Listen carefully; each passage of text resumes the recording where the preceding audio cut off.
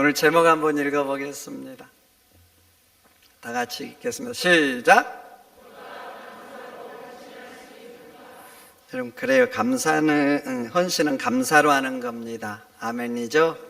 기쁨으로 하는 것이고, 억지로 어쩔 수 없이 그것보다 감사해서 하는 것, 그게 하나님의 기쁨이 되고 복이 되는 겁니다. 그래서 여러분, 감사로 기쁨을 할 수 있기를 축원드립니다. 헌신이 뭔가 히브리어로 나다부입니다. 나다부에 오면은 마음이 감동돼서 우러나 한다. 감동돼서 우러난 거예요. 우러나. 그래서 하는 거, 이게 나다부예요. 노예들은 어쩔 수 없이 하죠.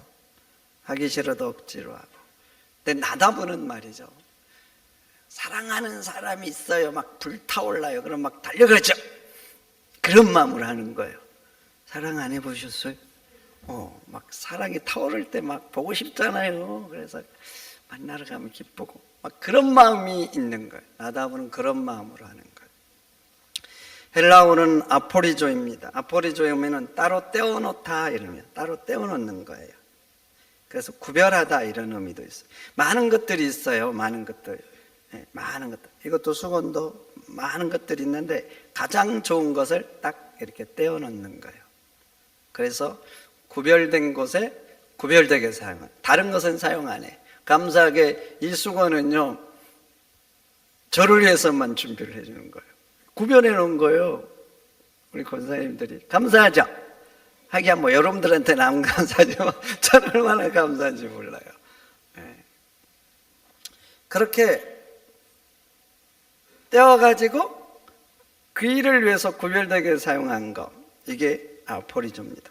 시간들 중에서 가장 귀한 시간, 날들 중에 귀한 날을 떼어놓는 거예요. 다른 용도로 안 사용하는 거, 구별되게 사용하는 거. 물질이 있어요? 미리 구별해 놓은 거예요. 떼어놓는 거, 떼어놓는 거. 다 쓰고 나머지는 말이죠, 아포리조가 아닌 거예요. 영어로 헌신을 디보션이라고 하잖아요. 이 말은 라틴어 데보베오에서 나왔어요. 데보베오는 거룩한 곳에 자기 인생을 전심으로 바친 거예요. 전심으로. 내가 이 일에 내 인생을 완전히 바치는 거. 필요하면 생명까지. 헌신이 한문에서 왔잖아요. 그 헌신을 한문으로 하면 무슨 의미예요? 몸을? 왜 모른 척해요? 몸 신자잖아요. 몸을 바치는 거잖아요. 국어사전 찾아봤더니 몸과 마음을 바치는 걸로 이렇게 번역을 했다. 왜냐하면 자기 몸을 통째로 바치는데 마음이 안 가면 그렇게 할 수 없어서 몸과 마음이라고 이렇게 표현을 해놨더라고요.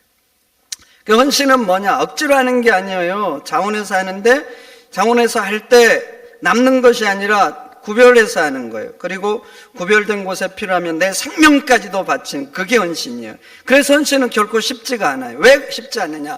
우리 인간은 지극히 이기적이에요. 미우라 아야코의 소설 중에 아주 유명한 소설이 있는데 뭐죠? 물어보지 말까요? 자꾸? 빙참 이상해요. 빙참. 저도 읽었고 여러분들도 이 소설 많이 읽어보셨을 거예요. 근데 미우라 아야코가 이 빙점에서 심각하게 표현한 인간의 죄가 한 가지 있는데 그게 바로 이기심이에요. 이기심. 인간은 말이죠, 나를 희생하는 거 싫어해요.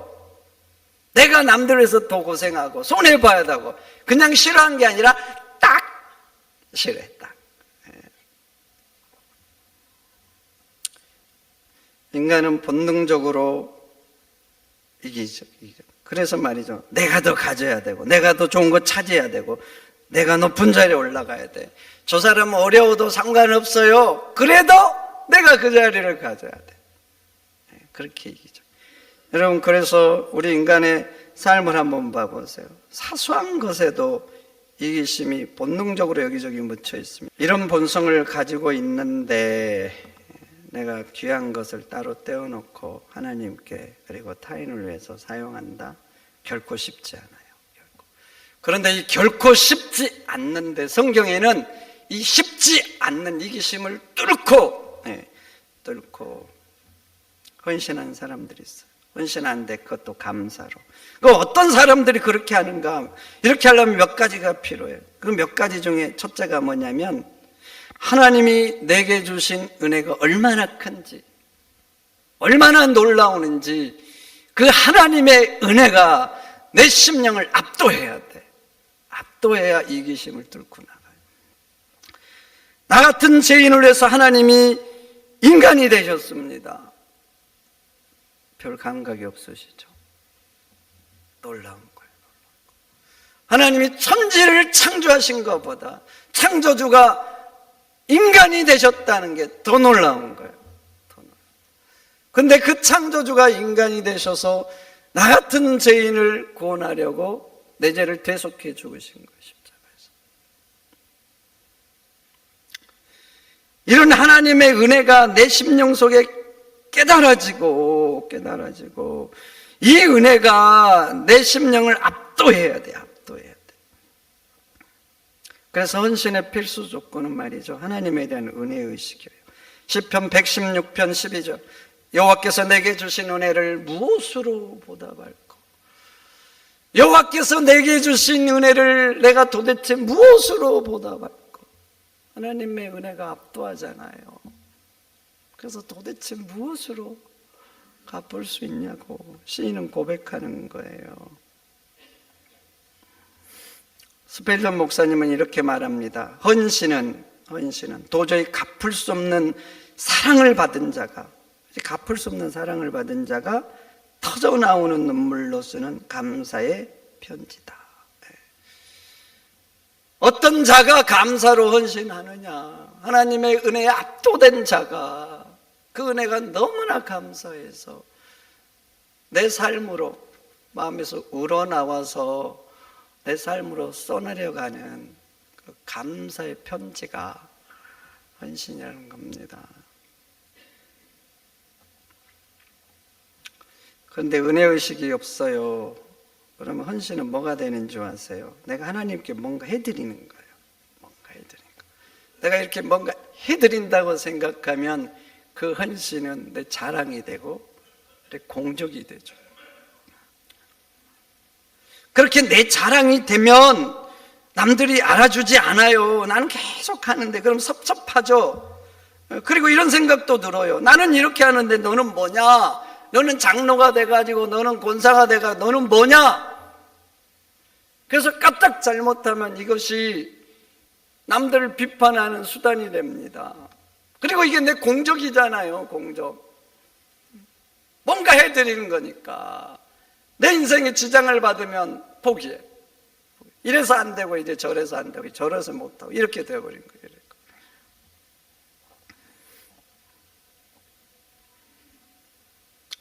그런데 하나님의 크신 은혜, 그 놀라운 은혜가 내 심령에 채워지면 시편 116편의 저자처럼 고백하는 거예요.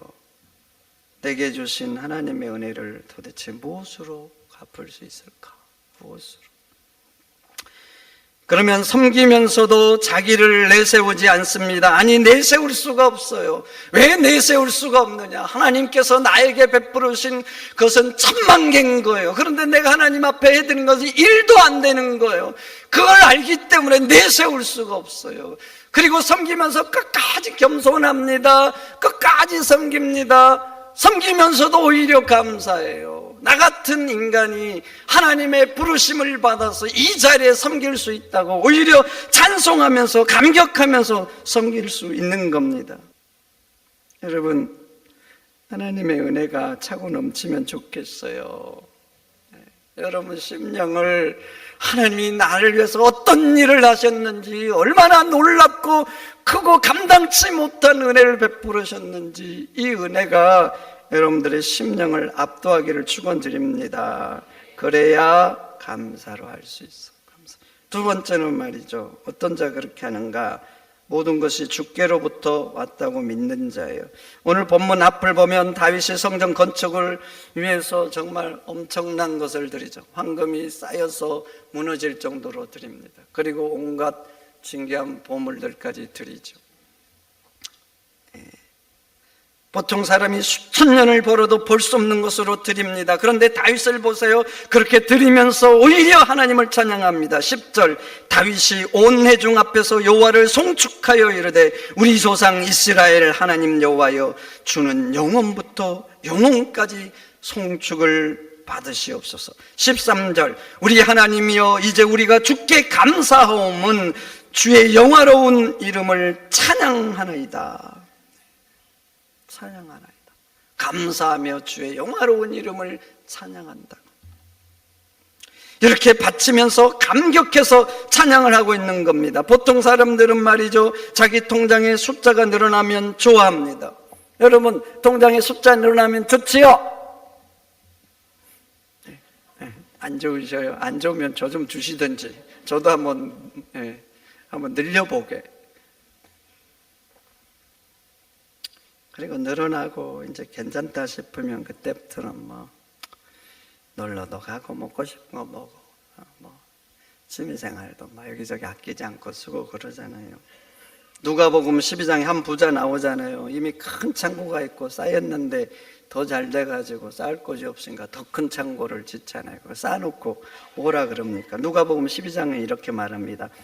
내 영혼아, 여러 해 쓸 물건을 많이 쌓아두었으니 이제 평안히 쉬고 먹고 마시고 즐거워하자. 이게 인간 아닙니까? 쌓여야 좋고 즐거워하고, 야 이제 됐다, 이제 좀 즐기고 먹고 놀자. 근데 다윗은 쌓아놓고 그런 게 아니야. 수없이 드렸어, 수없이.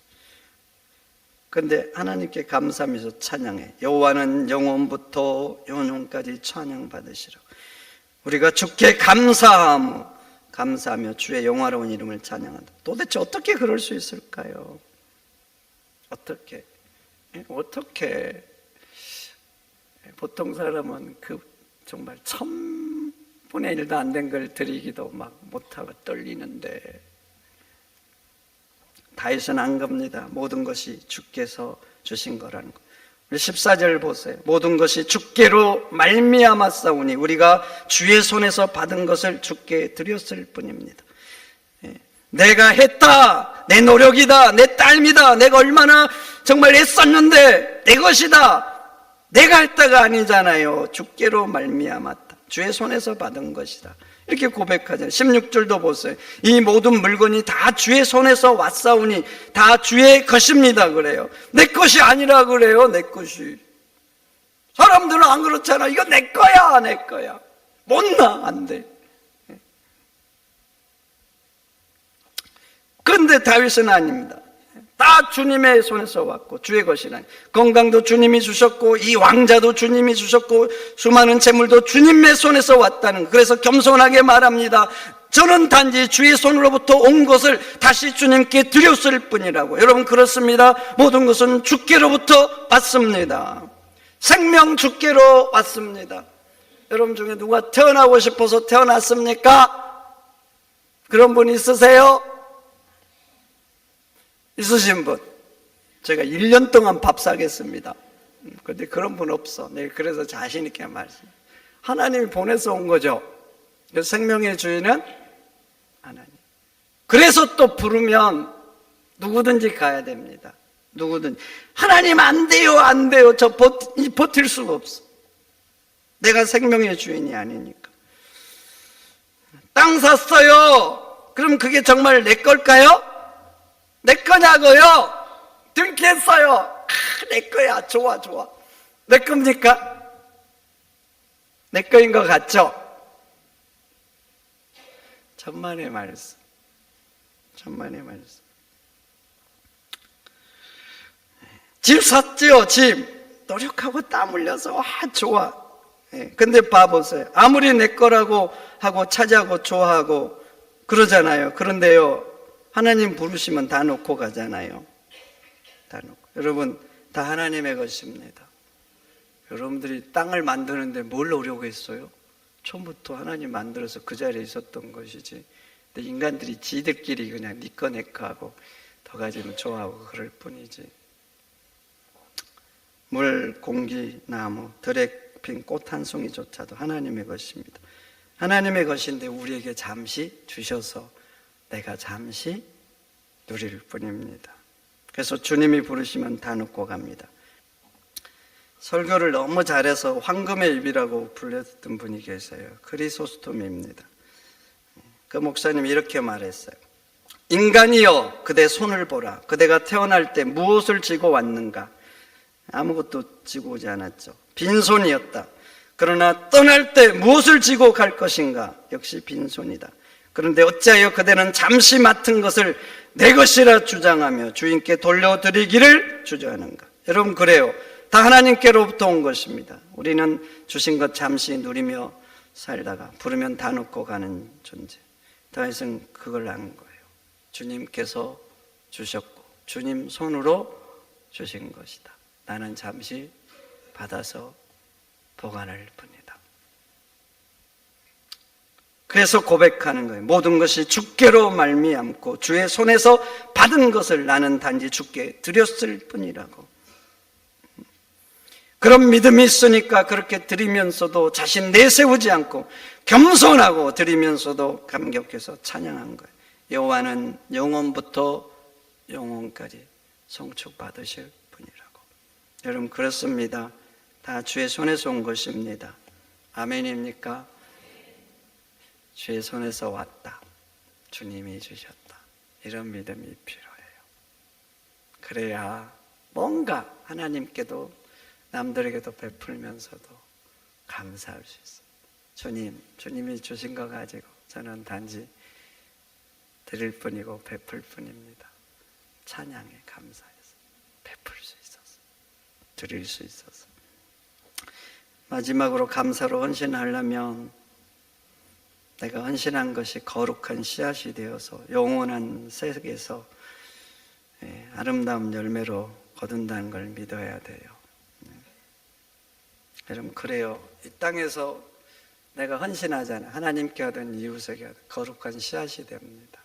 거룩한. 그 영원한 세상에서 놀라운 것으로 열매를 맺어요. 그러면 마태복음 19장 28절 29절 보세요. 나를 따른 너희도 12보좌에 앉아 이스라엘 12지파를 심판하리라. 또 내 이름을 위하여 집이나 형제나 자매나 부모나 자식이나 전토를 벌인 자는 여러 배를 받고 또 영생을 상속하리라. 나를 따른 12제자가 보좌에 앉는다 말하고 있어요. 보좌. 여러분, 한번 물어볼게요. 제자들이 예수님 따른 게 손해입니까? 수지 맞는 거예요? 수지 맞는 거죠. 잠시 사는 세상에서도 보좌에 앉아서 한 나라를 다스린다. 영광 아닙니까? 영광. 잠시 사는 거예요. 잠시. 근데 영원한 세상에서 보좌에 앉는 거예요. 아니, 그러면 도대체 제자들이 무슨 재주로 그러겠어요? 예수님 빼면 무슨 재주로? 부름에 응답했고 부름에 헌신한 거예요. 그러니까 그런 거 아니에요? 그러니까 얼마나 수지 맞는 거예요. 본인의 힘으로는 절대 그럴 수 없어요. 여러분, 하나님께 헌신은 남는 거 하는 거 아닙니다. 하나님이 우리에게 시간 주셨잖아요. 근데 그 시간들, 좋은 시간들은 다 나를 위해서 사용하고 남는 시간으로 헌신하고 생명도 주셨잖아요. 근데 그 인생 중에서 인생의 가운데 토막은 다 나를 위해서 쓰잖아요. 그건 남을 때, 이제 오라는 데 없을 때, 그때 하나님께 뭔가 드리겠다고요. 뭐 하나님이 잔반 처리하시는 분입니까? 하나님 주신 재물인데 봐보세요. 나를 위해서는 이것저것 다 떼놓잖아요. 구별한다 그러잖아요. 떼놔. 뭐 이건 자식을 위해서 떼놓고, 학원비, 이것은 뭐 저축을 해서 떼놓고, 저것은 생활비로 떼놓고, 나머지 남는 거, 그것도 안 남으면 이제 안 하는 거고, 남으면 우리 하나님이 그렇게 대접을 받으면 되겠어요? 하나님이 주신 것인데. 아포리조는 말이죠, 인생의 가장 귀한 것을 따로 떼놓는 거예요. 다른 곳에 사용하지 않는 거예요. 그렇게 하나님께 구별해 드리고, 또 이웃을 향해서도 그래요. 똑같이, 예를 들어서 똑같이 10만 원이야. 그래서 남아서 하는 것과 미리 구별해 놓고 하는 건 하나님 앞에 너무나 달라요. 그 사람도 다르게 생각해요. 남는 거 주는 게 아니라 나를 위해서 미리 이렇게 떼놓고 그 사람 때문에, 누구 때문에 떼면 그게 더 감동스러운 거예요. 근데 성경을 봐보세요. 거룩이란 문어적 의미가 구별하다잖아요. 나지르라는 히브리어인데 구별하다가 첫 번째입니다. 그리고 하나님은 거룩하시고 거룩하신 하나님 앞에는 거룩하게 구별해서 항상 드리는 거예요. 아멘입니까? 그게 거룩하게 드려지고 거룩하게 드려질 때 하나님이 기뻐 받으시고, 거룩하게 구별해서 하나님을 향해서도 이웃을 향해서도 떼어서 할 때 그게 거룩한 씨앗이 돼서 천국에서 아름다운 놀라운 열매를 거두는 것입니다. 짐 엘리엇이 이렇게 말했습니다. 영원한 것을 얻기 위하여, 영원한 것을 얻기 위하여 영원하지 않는 것을 버린 자는 지혜로운 자다. 영원한 것을 얻기 위해서 없어질 것, 어차피 없어질 것을 영원한 것을 위해서 투자하는 자가, 그래서 영원한 것으로 만드는 자가 복이 있다는 거죠. 여러분, 다 잠시입니다. 이 땅에 있는 건 다 잠시. 여러분, 생명도 잠시예요. 젊음도 잠시, 예쁨도, 멋짐도 잠시. 그래서 80대면 너나 나나 다 똑같아진다고 하잖아요. 잠시입니다. 잠시. 재산도 잠시. 재산도. 우리가 죽음의 문을 딱 열잖아요. 죽음의 문턱에서 딱 열리면 세상의 이 모든 것들 다 사라집니다. 그런데 그렇게 영원하지 않는 것을 구별해서 하나님께 드리면 영원한 것이 된 거예요. 그러니까 짐 엘리엇 말처럼 영원한 것을 얻기 위해서 영원하지 않는 것을 버린 자가 참으로 지혜로운 사람인 겁니다. 그러니 하나님이 아직 기회를 주실 때, 아직 기회를 주시잖아요. 아직 기회가 있죠. 그리고 여러분들의 가장 지금 젊을 때가 바로 지금이고, 뭐 이미 더 황금기도 있었지만 이제 어쩔 수가 없어. 지금부터 시작하면 여러분들의 황금기는 지금이야. 지금. 그래도 어떻게 하겠어요? 이제 있는 기회 가지고 해야지. 지나간 거 가지고 뭐 백날 후에도 소용없어. 아직 기회를 주실 때, 주실 때. 여러분 인생 귀한 것들 구별하세요. 구별해. 그렇게 구별해서 하나님과 이웃을 향하면 영원한 것이 되는 거예요. 그러니까 영원하지 않는 것으로 영원한 것을 만드시는 지혜로운 여러분들이 되시기를 축원드립니다.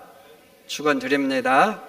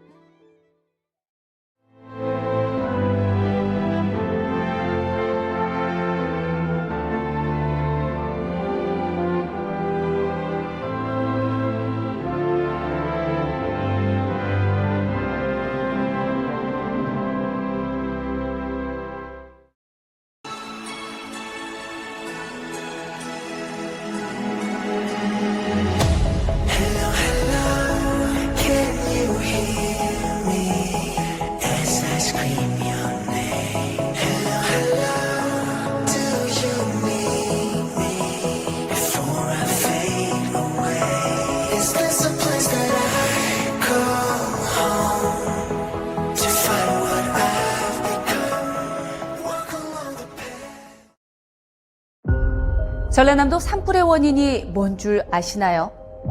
습관대로 방심하는 바로 그 순간입니다. 불에 타 없어지는 건 영농 부산물이나 쓰레기가 아니라 당신의 양심과 전남의 숲. 하던 대로 태우고 생각 없이 버리는 순간 돌이킬 수 없는 피해를 남깁니다. 작은 행동으로 막을 수 있는 큰 산불. 여러분의 실천이 소중한 생명과 재산을 지키는 길입니다. 모두 함께 산불 예방에 동참해 주세요.